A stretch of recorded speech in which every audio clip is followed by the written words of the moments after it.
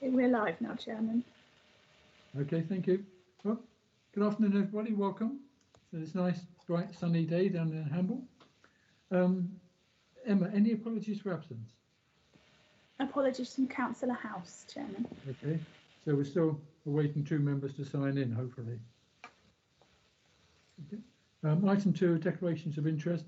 Members, if you've got any declaration of interest to make them now or when we reach the point. Any to make? No? Okay. Minutes of the previous meeting. They were sent to us. Is everyone happy with those minutes? Yes, thanks, Keith. Yeah. Agreed. Okay. Let me quickly have a run through, see if there's any matters arising. On page 5, sorry, where are we? Yeah, page 5. Yes, page 5. Page 6. No, okay. I'll sign those minutes at some point, Emma. Brings on to item 7. No, there should be one more, shouldn't there? We've got the, yes, we have no deputations. I have no specific announcements at this stage. We've got the minutes of the Hamble River Arbor Management Committee. Have members had an opportunity to look through those? You have received them as a separate item. Yeah. Do you want to go to them now and we'll have a quick look at them? I'm trying to find them. They're a separate item that was sent. Hang on. Have you found them? Oh, I've got them. Yeah. Okay. We'll have a quick flick through them.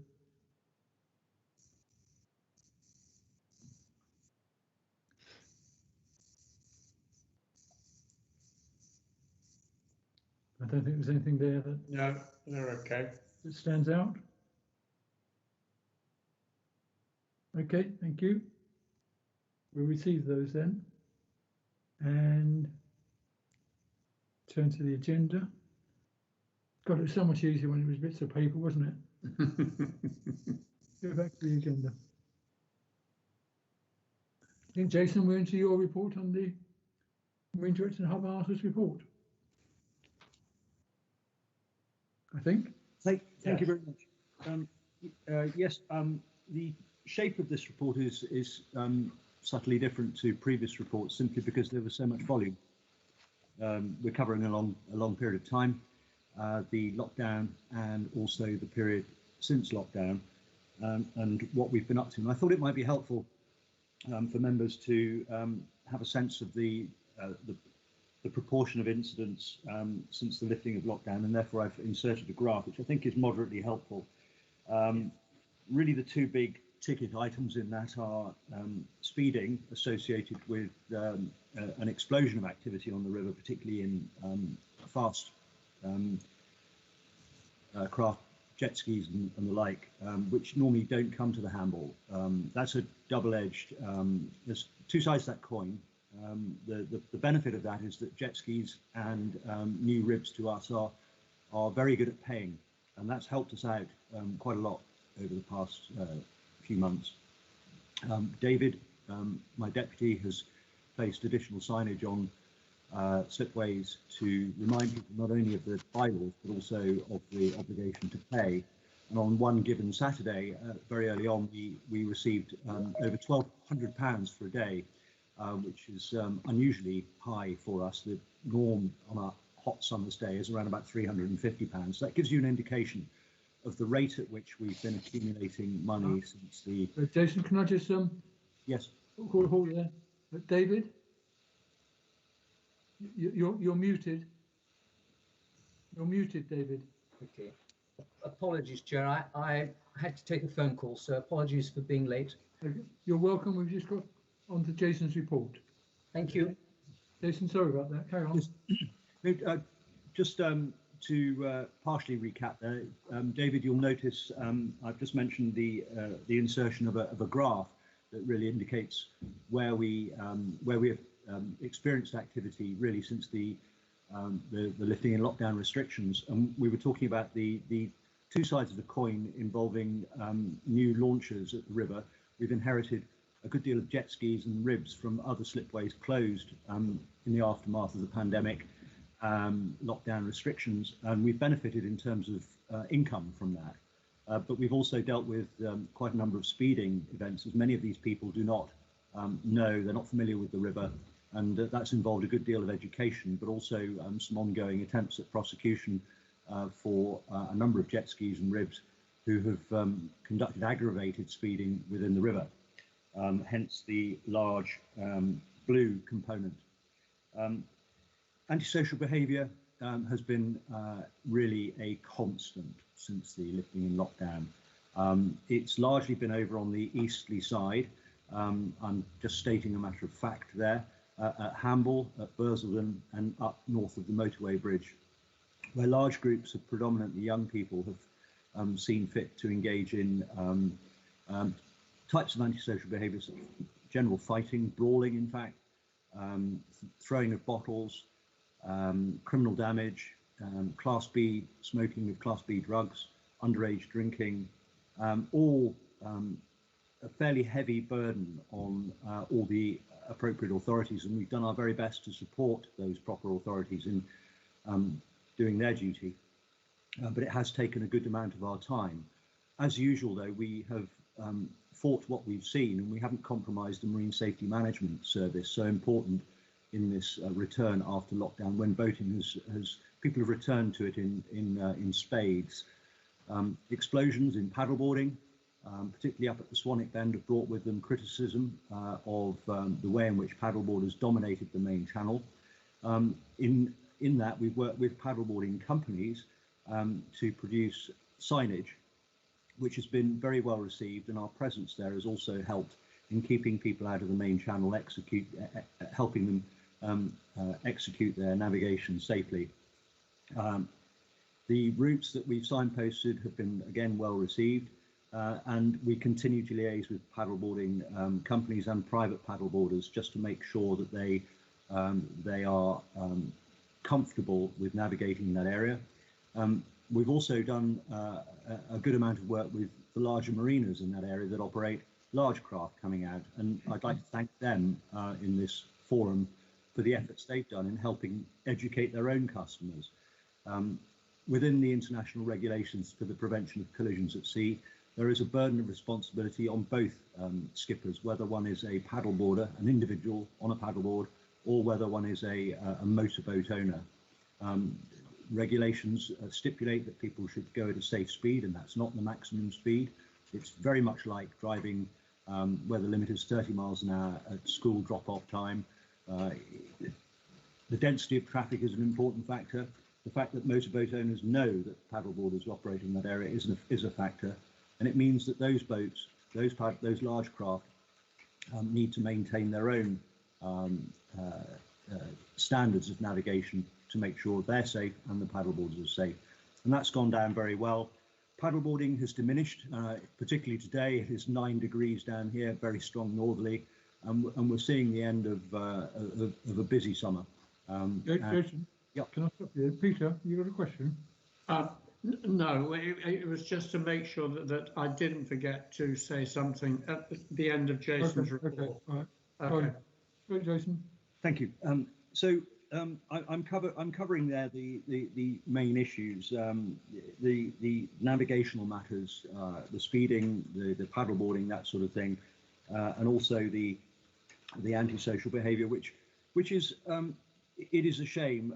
The team here have done hugely well, I would say, and it's testimony to their fortitude that local private individuals have approached us and said how grateful they are for the intervention of a harbour authority people who are very few among very few people who will stand up for what is right without putting themselves at risk, stand up for what is right, and challenge some of this awful behaviour. The police have done done well in different areas. There are two groups of police, of course: the Marine Unit and also the local police forces, along with the Eastleigh Borough Council Antisocial Behaviour Group and the Parish Council, all collectively trying to enforce a degree of order ashore at Hamble. But it seems, in conversation with other harbour authorities around the south coast, in other fora, that our position has not been uncommon. Standards of behaviour have, to an extent, taken a bit of a hit since the lifting in lockdown. That appears to be a fact, and we're content that what we've done, our body-worn cameras, our standards of behaviour have enabled us to build the reputation of the Harbour Authority as an organisation that stands up for itself and stands up for the public, as well as river users. But we haven't overstepped the mark, and we've received some very kind valedictory statements from members of the public over our efforts. Yeah, it seems to me, Jason, that the antisocial behaviour has always been with us, and maybe always will be, but it is getting a little bit more aggressive than it used to be.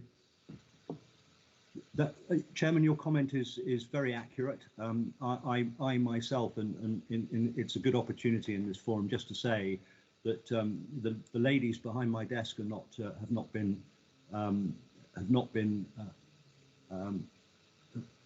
immune to some of these challenges from young males in particular, who have been extraordinarily rude and upsetting to them when they're only trying to do their duty, and point out very clear coronavirus signage.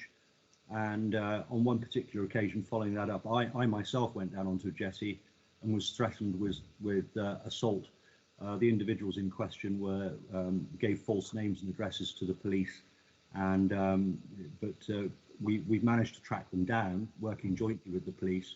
And those individuals, it will not surprise this group that they were known for other reasons as well. But that kind of behaviour appears to be increasingly prevalent, I would agree. Okay. Peter, you're nodding away there. You're muted as well, Peter. Quite pleasant, but you've gone all together. Nikki. I just wanted to say, Well, clearly, is that better? No. You have to wait your turn now, Peter. Okay. I just On wanted to say, behalf of the board, I would just like to offer my thanks to Jason, Alison and the whole team for all the work they have done over COVID. And obviously I applaud you, and I'm sure the whole board does, not only, I suppose, in relation to COVID, but also in relation to your help with regard to the problems that you've had with antisocial behaviour. I can understand that must have been very difficult to deal with. It's an ongoing problem, but I'm sure you will have dealt with it carefully and judiciously, and will have helped the police to contain the problem.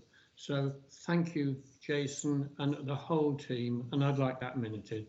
Yes, That's all. thank you, Peter. Emma, if you can note that. Nikki.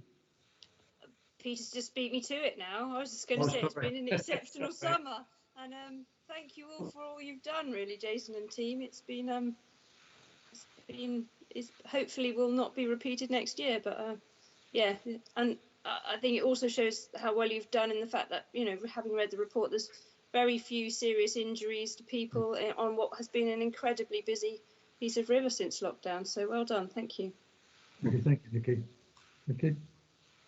Okay, Jason. Thank you for the board's kind words. It counts. The team here, that this gets passed on, and they are grateful. They enjoy what they do, and they have enjoyed what they do. And I'm always humbled by how good they are with in facing up to challenges, and it makes you very proud. Yeah, I think Jason, most people come to work to do a good job, and our team certainly has. Well, thank you again. The only other thing I would like to say, add in to my report is the shift out of lockdown. Very odd as it was to see a very good weather over the Easter period. Very odd to see an empty river, and how great it was to see people returning back in all their ways to using and enjoying it. And we also tried our very best to interpret the very rapid moving tapestry of advice and guidance in a way that suited our customers and also businesses around the river, supporting them where we could in doing what they needed to do to keep running throughout the challenge. And I think we out of 650 private notices to midstream mooring holders, our Crown Estate customers, we had just over 100 positive responses just to say thank you very much for keeping us updated as we issued our 3 separate bits of guidance. So that seemed to work quite well, and will be a good model for communications if we do have to face any other further similar challenges. That's the end of my report, Chairman. Okay, thank you. Members, any other comments or questions? No? Okay. Jason, with that, thank you for your report, which we received. Now move on to item 8, which is the environmental update from Alison. Good afternoon, everybody. So this is the environment update from the spring until last month. 2 particular items to draw your attention to. The first one, item 3, is regarding the designation of a new special protection area. This has been a proposed site for some time, but it was classified earlier this year, and it means that the entire Hamble up to high water now comes under some designation or another. It won't affect us day to day, but what it does mean, of course, is in our decision making, we just have to take due regard to the impacts of anything that we may do ourselves or consent other people to do on the features of this new designated site. This one applies to diving turns at certain times of year, so obviously when the tide is in and during those summer months, but just wanted to draw attention to the existence of that now. The second item, number 4, that I want to draw attention to is our seawall around the office. We've been working with County Council and consultants as well on drawing up the design for that. The applications have gone in this week, so you'll start to see those on council, MMO websites, Environment Agency, etc. Key points really to draw attention to are the fact that the wall will be resurfaced in concrete. It's going to be done in 2 phases, one next spring, and then one when budget allows sometime over the next 2, 3, 4 years. The first phase that will be done is that which is the walkway up to the office. That's currently got the safety fencing around it. We hope to have that back in action for crabbing and the like for next summer, which I know will be welcome to the news to the public. That will, the concreting, be a new face over the wall, a new cope along the top. But within it, we're going to put some environmental enhancements. So we're going to have some vertical foreshore, so textured form liner will be cast against the concrete to create mini niches for biodiversity.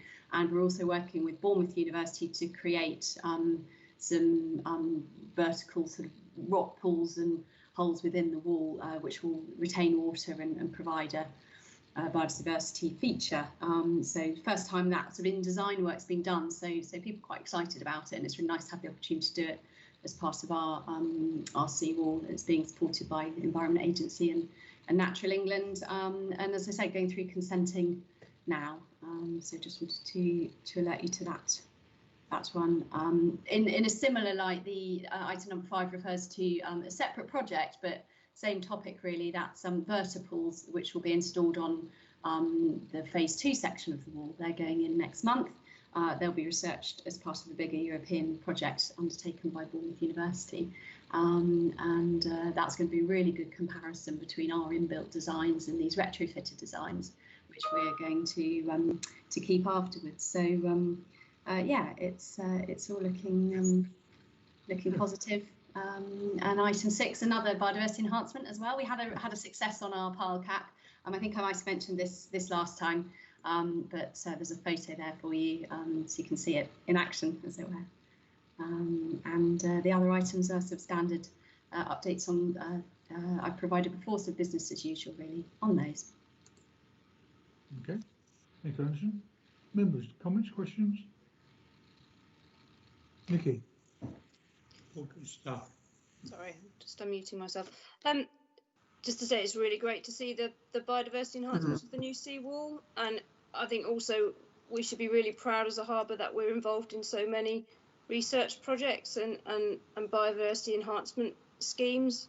I mean, there's 4 or 5 listed here, and it's great that the harbour is involved in those kind of projects, not only for us as a harbour, but also for learning beyond this. So it's great that as a harbour authority we're involved in this, and Alison should be congratulated for volunteering us for various projects.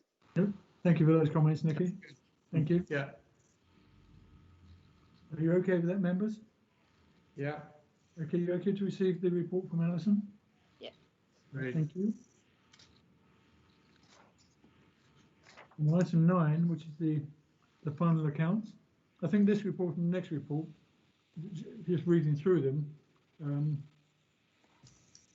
totally support the actions we took a few months ago in reviewing all our charges and reintroducing new charges, because things are looking a lot healthier now than they certainly would have been if had we not done that.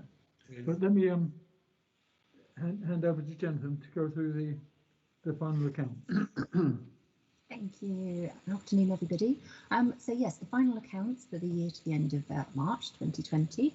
So just to pick out the key points, if I start with the statutory accounts, which are in Appendix 1 and also covered in paras 14 to 16 of the report.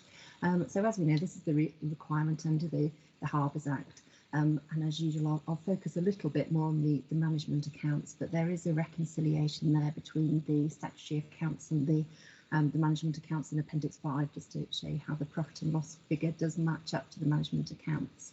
The statutory accounts show a loss of £76,000 for the year, but I think it's important to note that that includes the one-off plan spend on projects from the reserve, so at 64k, which was mainly the new Harbour Assist system.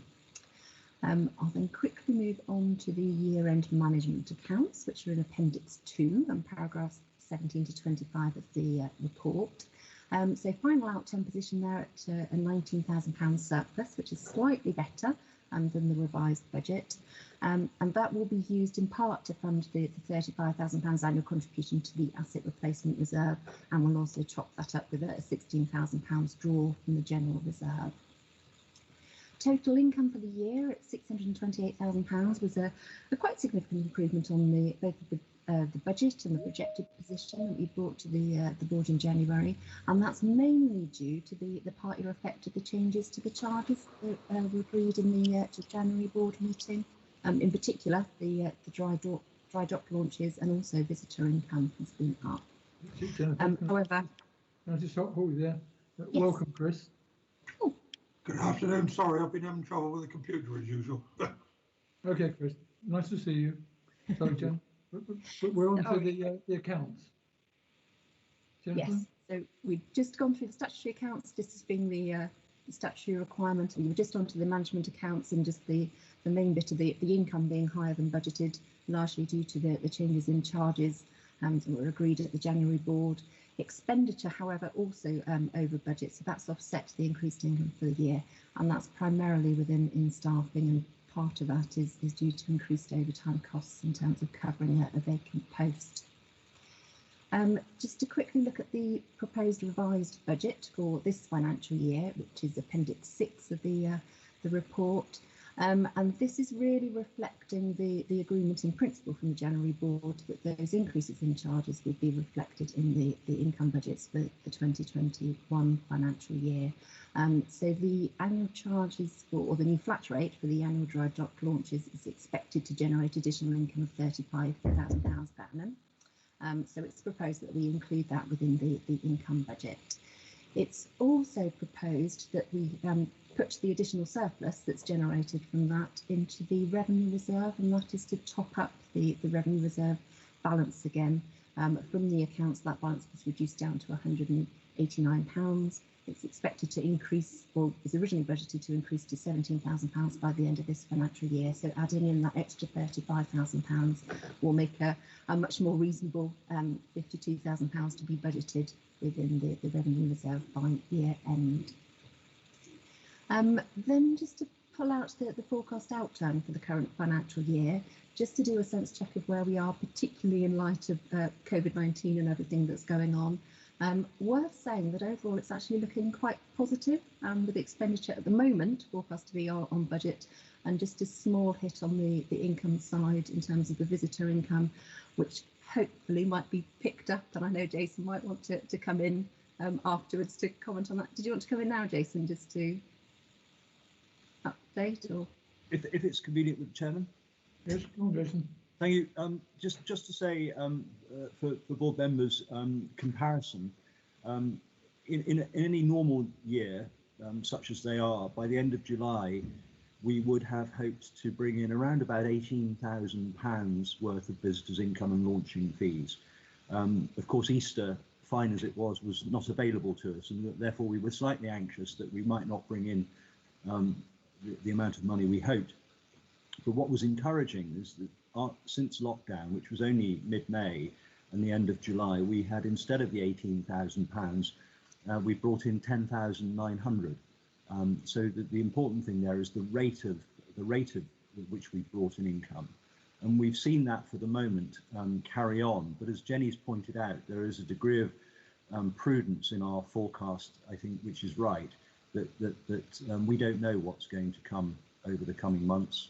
We don't know how things are going to affect us, but our hope is that we will continue to bring in a degree of income as boating sustains its popularity, and we'll close that gap. But we've managed to bring in more money than we thought we might, given the circumstances. Okay, thank you, Jason. thank you. So yes, overall looking positive, but just a few things to be a bit cautious of. So obviously COVID-19 you've just mentioned, and potentially we just need to be wary of what could happen over the rest of the year. Staffing, the budget did include a 2% uplift for pay inflation, but since the report was written, that has now been confirmed at 2.75%, so there's potentially a bit of extra pressure there. Plus just being a little bit mindful of the potential for staff overtime if there is any sickness absence or self-isolation required as a result of COVID-19. And then we always mention that legal and democratic services are obviously based on actual time incurred, so those two can fluctuate depending on whether there are any issues over the course of the year.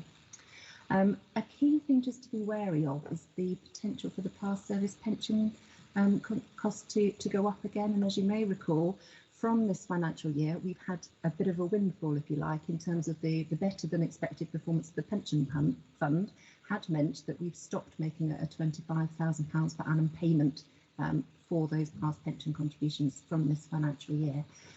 That's on the basis of the triennial actuarial review. So we had flagged that potentially in 3 years' time, as a result of the next actuarial review, we could have to pick up those costs again. And again, it's just being a little bit cautious that with the impact of COVID on the financial markets at the moment, whether that's more risky or not, I will leave to everyone else to decide, but just something to be aware of anyway.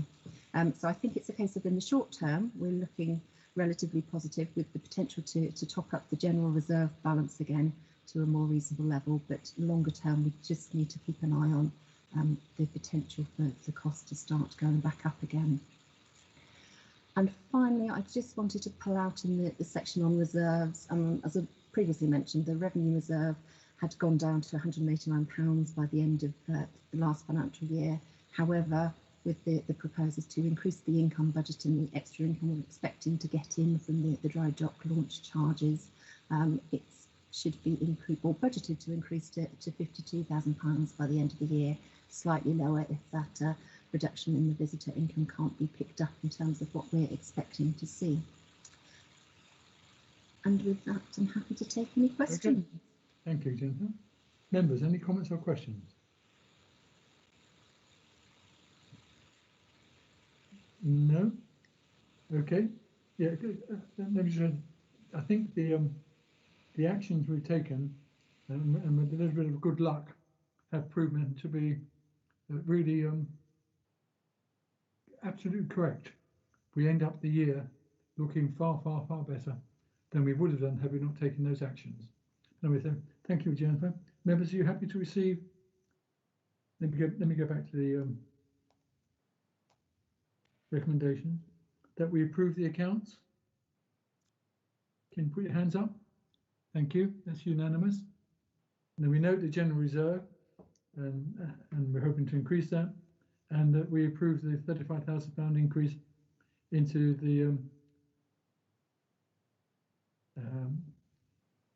into the income budget. Thank you, members. Thank you. Thank you, Jennifer.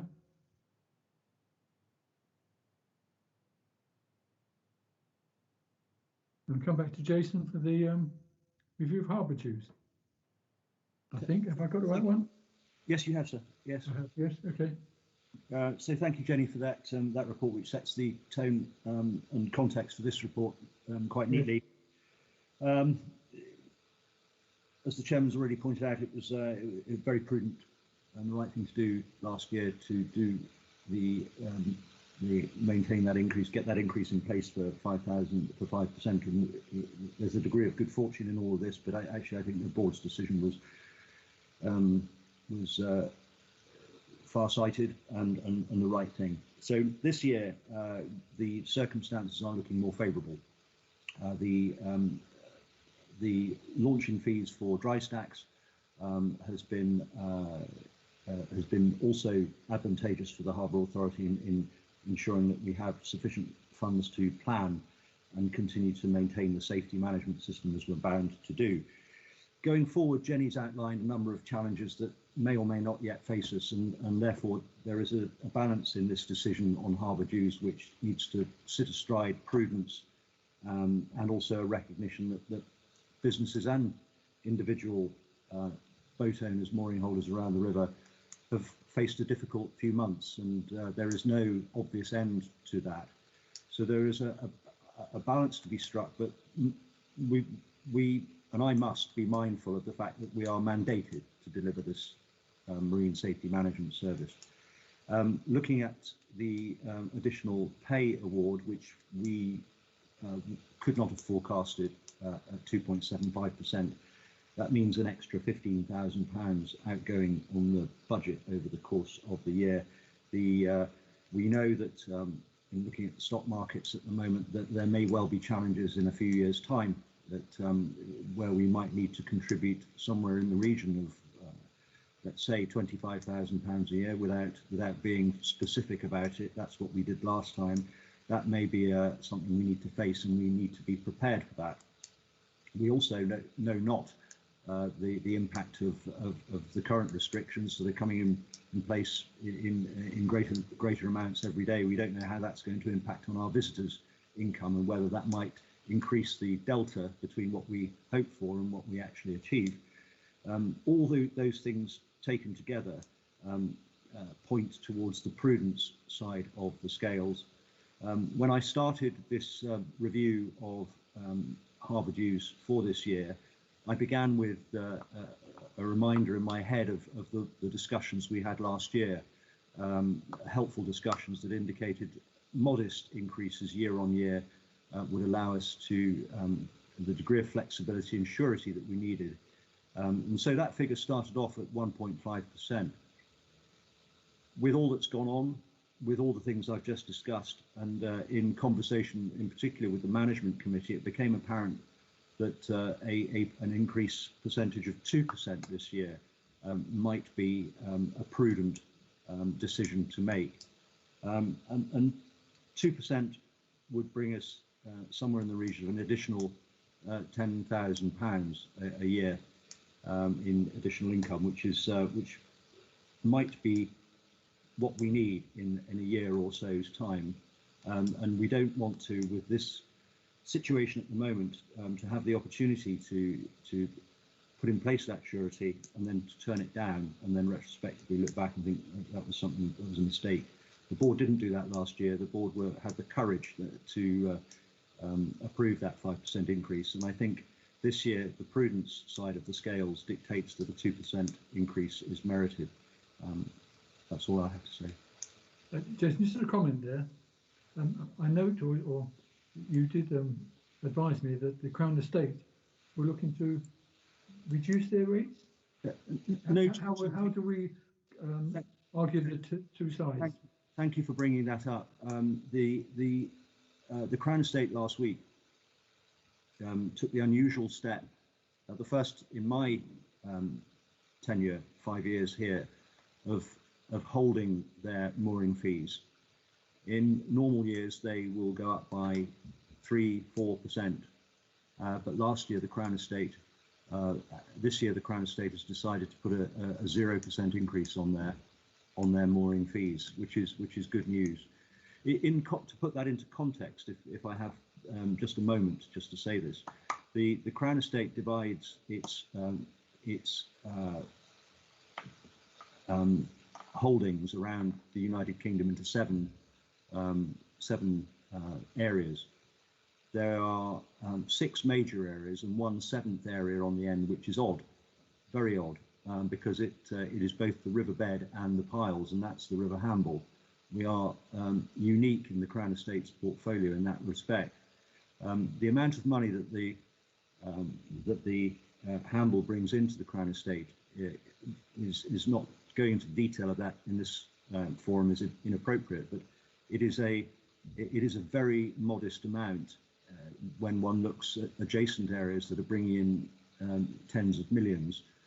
We're in the hundreds of thousands, and the Crown Estate's desire is to both support its customer base in this area and obtain surety of income, and it has realised this year that a 0% increase in order to provide surety for river users, because it doesn't provide a service in a sense as we do.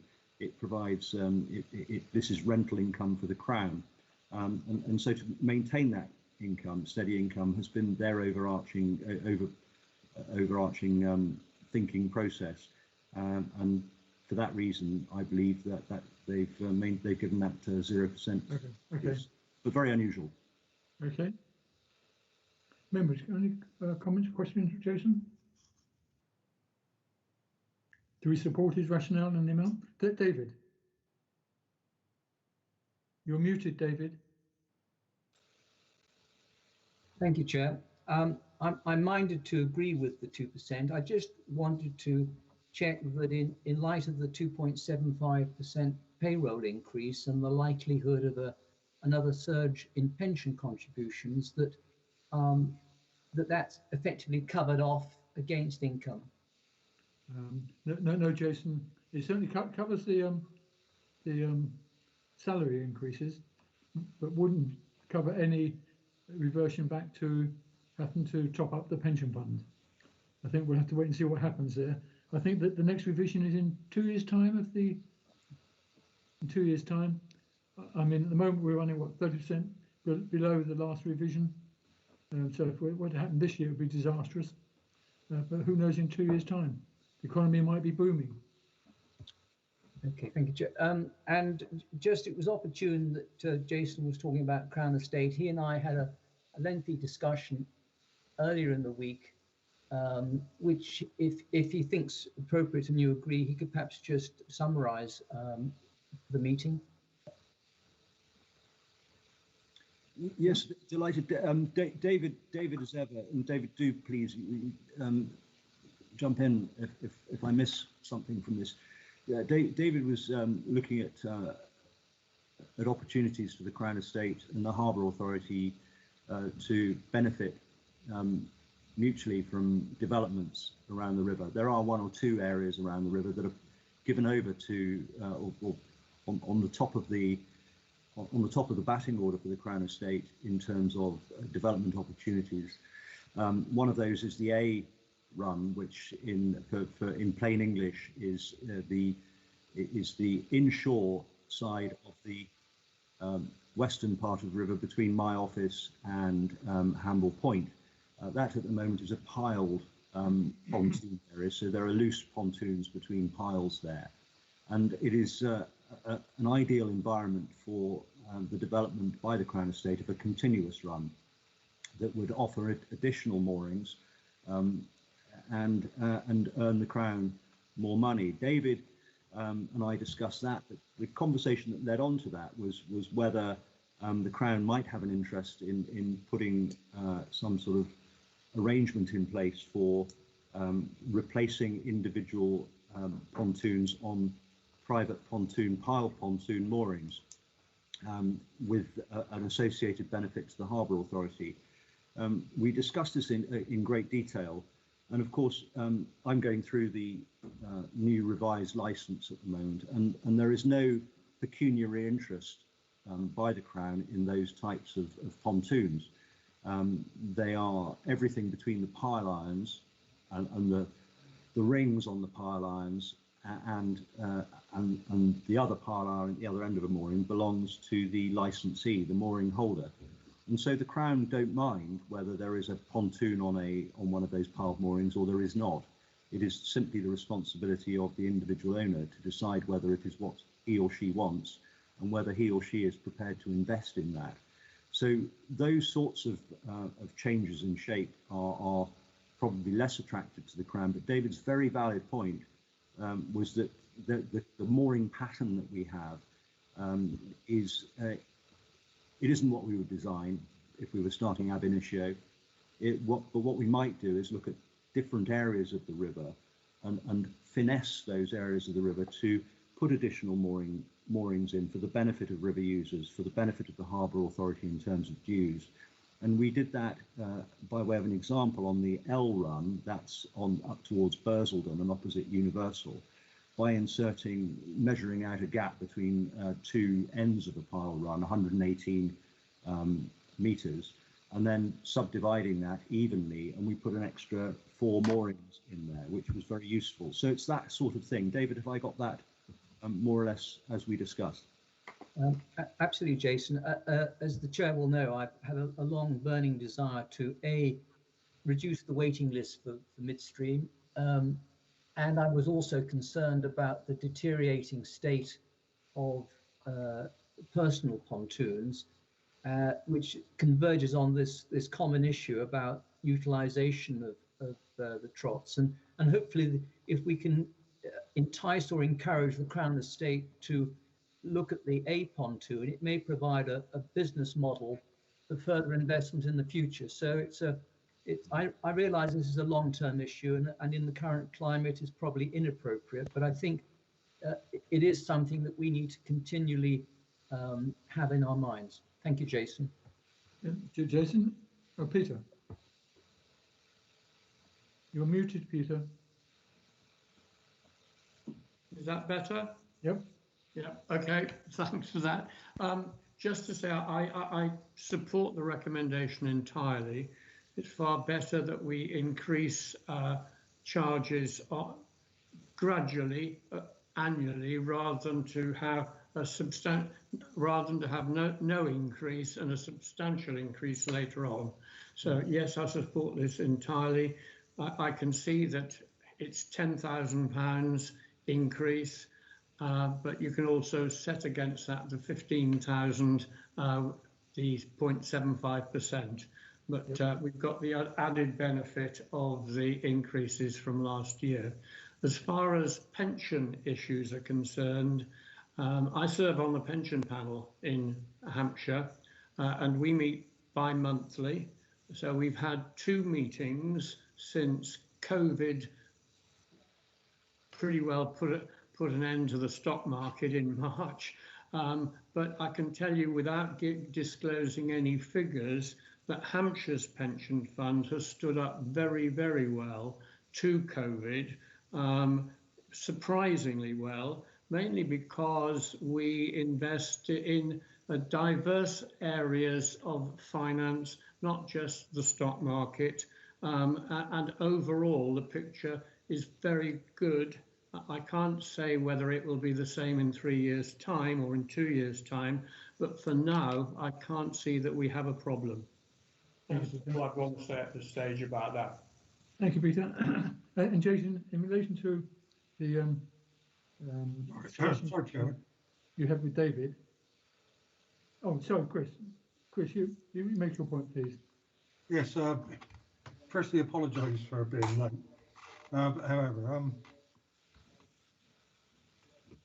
going on from what David and Jason were saying about possibly increasing the number of boats on the moorings, which I'm obviously all in favour of, but it does bring the problem of car parking, which is going to be a great issue in shortly, depending on what Ferrum decide about making charges on the car park in Moorsash and Swanwick. So I think I would make a plea to the Ferrum Council not to put these charges in, because where will the cars go? Okay, Chris. Comments noted. Thank you. I was going to say, Jason, in terms of your discussions with David, in terms of engaging with the Crown Estates, is this something you will do as a general good idea anyway? Yes, Chairman. We are at the moment following a period of reflection, revising the licence. It's an evolution of the document. It's not a revolution of the document, and really that is something that we've been continually talking to the Crown agents about, and in the course of those discussions, we regularly bring up opportunities for development. Okay. And so I will, with great pleasure, report back on as I broach the new licence with the agents. I'll bring up this very subject about an opportunity for developing, certainly initially the A's, and see where they might stand. They run themselves a business, and they know how much what their business plan will look like for the next year. And there may, of course, be restrictions and constraints that we're not aware of, but of course, delighted to report back. All right, Jason. I see Nikki getting her thing together. So, members, can we come back to the recommendation for this? Do we approve the increase in harbour dues of 2%? Okay, thank you. That's unanimous. Thank you very much indeed. Thank you, Jason.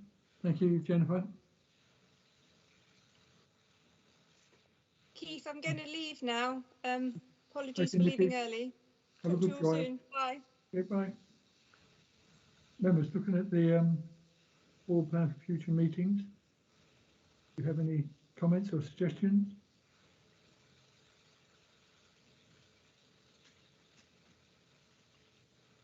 No?